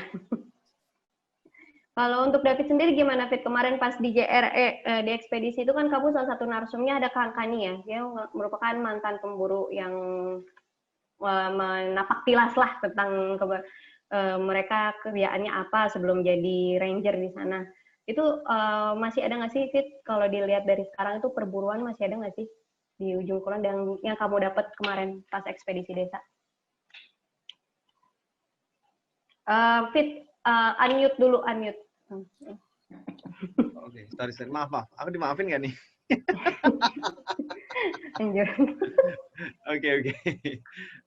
Kalau perburuan berdasarkan data Taman Nasional Ujung Kulon sih, kalau untuk di data kamera trapnya memang kebanyakan memang orang hanya untuk satwa liar mamalia besar kayaknya udah nggak ada. Cuman memang ada orang yang sedang mencari udang atau mencari kerang seperti itu, sering tertangkap kamera trap memang. Terus biasanya dilakukan penyuluhan gitu ya, diberikan pengarahan agar mereka tidak masuk lagi gitu. Karena memang Ujung Kulon kan dipasang kamera trap ada puluhan ya, jadi setiap 1 kilometer ada terus gitu. Jadi sangat bisa dibilang untuk aman di Ujung Kulon untuk perburuan. Ya memang kenyataannya kita tidak boleh terlena juga dengan kata aman itu sendiri, karena masih banyak cara yang bisa diakal-akalin seperti kata Bang Ramadini tadi. Para pemburu atau orang yang suka pelanggar ini tahu bagaimana cara menyiasati, karena juga mungkin tahu jadwalnya orang petugas masuk atau seperti apa. Cuman ketika ditanya-tanya kemarin sama mantan pemburunya, mereka itu yang pertama berburu untuk dikonsumsi. Biasanya orang di Ujung Kulon ada hajatan, terus kebiasaannya adalah orang-orang yang tamu-tamu yang hadir itu bawa makanan gitu untuk si orang yang punya acara. Jadi makanan itu disediakan oleh tamu-tamunya gitu, untuk nanti dibalas gitu ya. Karena pemburunya itu waktu melakukan hajatan pernah dibantu sama masyarakat, ada masyarakat yang minta dibantu juga waktu ada hajatan, akhirnya ya udah masuk aja. Biasanya yang diambil sih ini ya, banteng ya gitu. Terus itu dikonsumsi dagingnya jelas. Terus kalau untuk badaknya sendiri ini terakhir mantan pemburu ini marak bilang ke saya bahwa marak perburuan badak itu di tahun 80-an. Nah, terus kebanyakan mereka yang melakukan pemesanan culak itu tinggal dulu sekitar 3 bulan sampai 5 bulan di dalam desa itu. Dia membawa dulu ke masyarakat, terus kayak orang asli aja gitu. Mereka fasih berbahasa Sunda dan tinggal ngopi bareng, berkebun bareng gitu. Terus setelah merasa cukup dekat, mereka melakukan conversation yang private gitu. Aku butuh nih, ada yang mau beli, kamu berani ngambilin enggak? Karena mereka sudah tahu dulu siapa yang doyan berburu ke dalam hutan, terus melakukan pemesanan di situ. Cuman karena uniknya adalah para pemburu ini pun juga dibohongin sama pemesannya. Jadi ketika Ujung Kulon kan dekat dengan mitos dan legenda-legenda ya. Jadi ketika ada salah satu kumpulan hewan dan dianggap memberikan khasiat yang baik untuk kehidupan manusia, dari kumpulan tersebut hanya ada satu yang berkhasiat, seperti berang-berang misalnya. Orang sana percaya bahwa berang-berang akan mendatangkan banyak ikan di bagangnya, gitu. Alat untuk menangkap ikan teri dan segala macam itu di tengah laut. Nah, dari kumpulan berang-berang itu hanya ada satu yang punya khasiat untuk membuat ikan-ikan itu datang ke alat penangkapnya. Sama halnya dengan badak. Ketika dari kumpulan badak itu diambil culanya, hanya ada satu yang berkhasiat. Bagaimana cara ngetesnya khasiat itu adalah ketika cula itu dimasukkan ke dalam satu tempayan berisi air laut, yang dengan kata lain adalah air asin. Dan ketika dia dipercaya bahwa ketika cula itu dimasukkan akan merubah air asin itu menjadi air tawar. Namun karena memang itu hanya sekedar mitos dan kebetulan pemburu ini juga percaya, jadi ketika pengambil melakukan diambil cula itu, dites bareng-bareng, dimasukkan ke dalam tempayan itu, airnya tidak berubah menjadi tawar, sehingga cula itu dianggap palsu. Gitu. Jadi pemburu itu hanya mendapatkan uang untuk beroperasi di lapangan aja. Zaman dulu itu dijanjikan 30 juta tahun 1980 berapa itu, saya tidak tahu detailnya, cuman tahun 80-an, tapi dia hanya diberikan 500.000 untuk kegiatan pengambilan cula itu.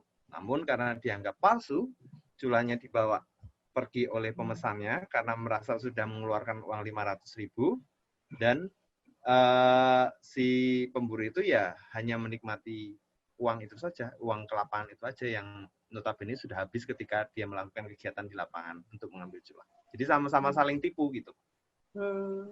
Dan itu untuk yang badak Jawa berarti sampai sekarang belum ada yang dilaporkan lagi ya perburuannya, tapi kita juga tetap harus nggak terlena ya akan hal itu, karena perburuan itu makin lama makin pinter ya Mas Ramadi ya, karena teknologi makin canggih ya, makanya kita harus tetap melihat itu sebagai suatu ancaman lah. Ini mungkin pertanyaan terakhir, apakah tim ekspedisi memetakan daerah wilayah keberadaan badak? Apakah kamu memetakan, David? Aku nggak tahu caranya, mungkin kurang lama juga. Yang pertama nggak tahu caranya, kurang lama juga. Mungkin kalau untuk memetakan, kayaknya harus membutuhkan nggak cukup 15 hari ya, karena harus melihat satu badak itu trajektori masing-masing. Kayaknya harus jadi anggota Balai Taman Nasional Jengkulon kayaknya. Berarti pada saat ekspedisi kamu ditemenin karena sama staf TNUK, jadi tahu di mana mungkin kita nanti masuk lewat sini, gitu kali ya maksudnya? Mereka paham juga sih bagaimana jalur-jalur badak gitu kan. Cuman uniknya ketika melakukan ekspedisi adalah pengetahuan masyarakatnya juga. Bagaimana mereka para masyarakat Mitra Polhut ini ternyata punya catatan kecil yang dibawa-bawa ketika mereka melakukan kegiatan di dalam hutan bersama Balai Taman Nasional Ujung Kulon. Mereka menuliskan kegiatan badak Jawa itu sendiri karena sering bertemu dengan badak Jawa. Mereka menuliskan kegiatan badak Jawa, posisinya di mana, dari satuan tahun, bulan, hari, bahkan jam. Jadi mereka tahu, oh jam 3 ini dia makan di sini nih. Jam 5 pagi dia masuk di lintasan ini, gitu. Jadi gawat juga ya pengamatan masyarakat lokal itu menerangkan ke kita, nggak seorang peneliti gitu yang kita nggak dapat di internet, Bang. Dia tahu, Bang. Berarti Mas itu bahan Mas buat mau ngabe itu Mas. Dan nyatanya kejadian juga itu ketemuan sekitar 5 dari 6 pertemuan itu ketemunya gara-gara buku kecil itu, Bang. tetap masyarakat lokalnya tetap nomor 1 lah, ibarat kata ya, garda terdepan bener-bener lah ya untuk jadi. Cukup bangga sih bagaimana masyarakat masih menjadi tuan di tanahnya sendiri, masih cukup bangga sih aku.